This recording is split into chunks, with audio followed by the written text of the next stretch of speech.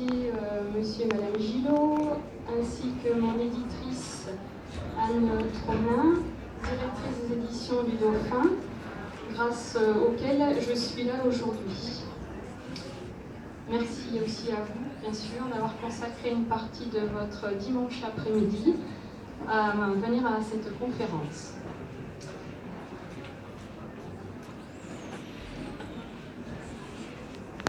Je me présente, je m'appelle donc Anne Ducasse, je suis masseur kinésithérapeute de formation. Je ne suis plus dans le système de la sécurité sociale car je suis la fondatrice d'une technique manuelle de soins que j'ai mise au point et que je pratique donc hors du cadre réglementé de la sécurité sociale. Je suis donc aujourd'hui en fait thérapeute énergéticienne et je propose des soins de réharmonisation énergétique à Dijon, dans mon cabinet. J'enseigne la méthode de soins, donc c'est du massage thérapeutique et je suis diplômée de ce qu'on appelle l'énergétique chinoise que j'ai apprise auprès de Jean-Claude Garnier. L'énergétique chinoise, pour ceux qui ne connaissent pas, ce n'est pas la médecine traditionnelle chinoise, c'est la partie de l'enseignement de la médecine traditionnelle qui est consacrée à découvrir, comprendre le métabolisme de l'énergie dans notre système énergétique et les rapports entre notre environnement et notre système énergétique dans ce qui va déterminer notre état de santé ou l'apparition des maladies. Et j'ai eu besoin de cette formation dans ma technique pour comprendre comment, en travaillant les tissus corporels dans leur globalité, c'est-à-dire en travaillant les tissus entiers, ne sélectionnant pas par exemple que le tissu musculaire ou que le tissu facial, se déclenchaient des effets thérapeutiques, durables et également dans le psychisme des patients. Voilà. C'est ce qui m'a amené à découvrir l'énergétique chinoise, puis aujourd'hui en fait à venir vous parler des 5 éléments. Donc j'ai écrit des livres pour faire découvrir justement l'énergie dans notre univers et en nous. Les 3 premiers sont aux éditions Médicis et les 2 derniers sont aux éditions du Dauphin. Le dictionnaire de médecine énergétique chinoise de A à Z, qui est un ouvrage qui vous permet de découvrir à travers les lettres de l'alphabet les différents termes de l'énergie. J'ai ajouté dans ce dictionnaire des termes relatifs à notre santé, aux saisons, à ce qu'on a besoin de connaître un petit peu au niveau des rapports entre les mois de l'année pour comprendre pourquoi on est bien à certains mois et moins bien à d'autres, etc. Et puis le petit dernier, notre vie quotidienne vue par la médecine énergétique chinoise sous forme de 100 000 questions-réponses. C'est un petit ouvrage qui est le premier d'une collection de 7 ouvrages, dont le prochain paraîtra en février 2015.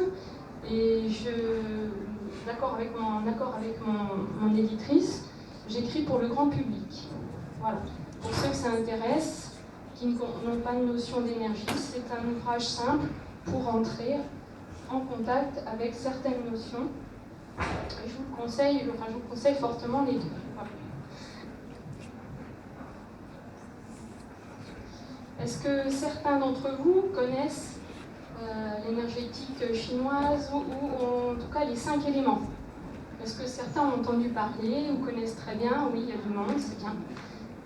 Alors justement, c'est un sujet extrêmement vaste et très complexe.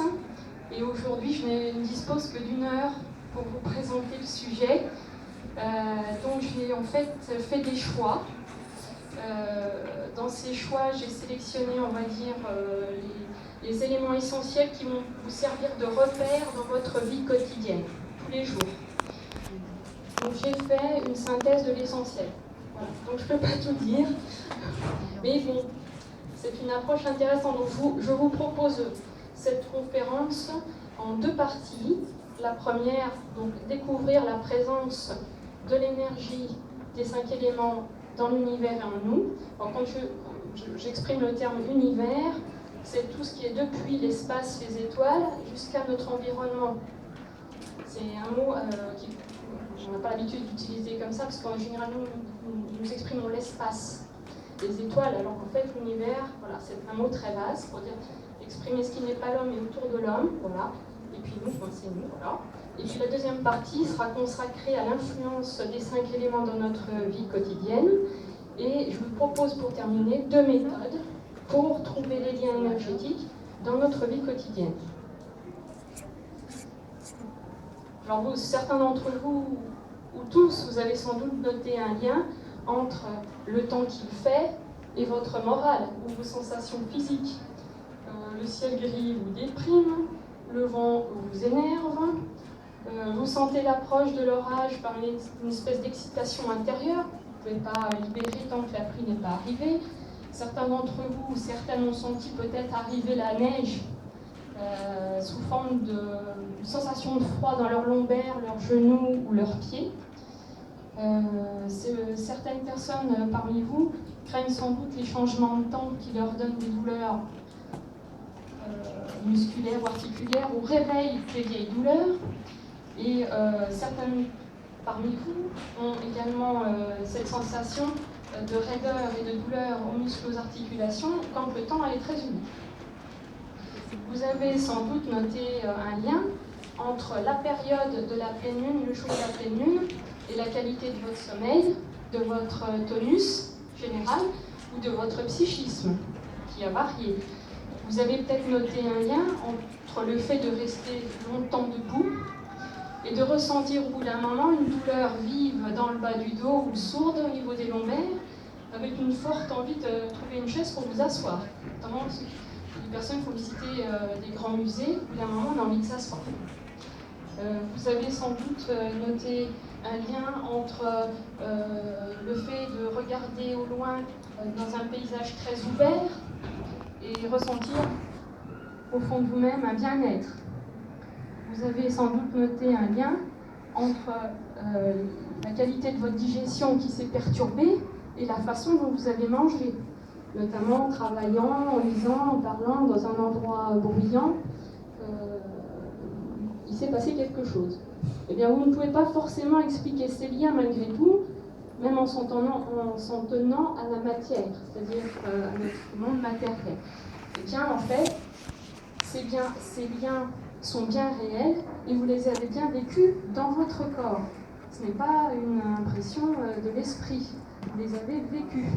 Eh bien, je peux vous dire qu'en fait, vos observations sont tout à fait pertinentes. Pourquoi sont-elles pertinentes ? Parce que ces liens existent vraiment et ils s'expliquent par l'omniprésence de l'énergie dans l'univers. Alors, il faut se tourner vers l'Orient pour découvrir la notion d'énergie universelle. Elle a été expliquée notamment par la tradition médicale chinoise, largement influencée, pour ceux qui le savent, par la pensée philosophique taoïste, qui elle-même a influencé la civilisation chinoise. Pour la philosophie taoïste et la tradition médicale chinoise, l'univers baigne dans l'énergie. C'est l'énergie qui en forme son unité. Et pour cette raison, l'univers est un tout indivisible. Dans ce tout indivisible, tout est interrelié, vous ne pouvez rien séparer. Et tout est en interaction permanente. Il se passe des relations, on va dire, invisibles dans le monde qui nous entoure. Ces explications données par la tradition médicale chinoise ont été enrichies par ce qu'on appelle la théorie des 5 éléments. D'une façon commune, nous parlons des 5 éléments.